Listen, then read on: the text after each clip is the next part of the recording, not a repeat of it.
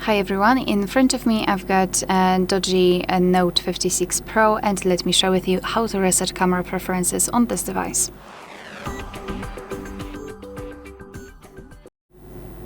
So let's begin with finding and opening the camera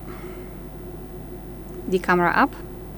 Currently we are in the standard photo mode, and I hope that you can see those grid lines.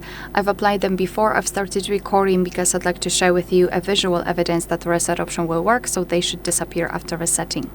So all you need to do right now is to enter the settings. They are in the right upper corner, then scroll all the way down and localize this restore defaults option. So just tap on it, tap on done. And as you can see, we just got back to the camera and the grid lines are not visible, which means that we just successfully reset camera preferences. Alright, so that will be all. Thank you so much for watching. Please hit the subscribe button and leave the thumbs up.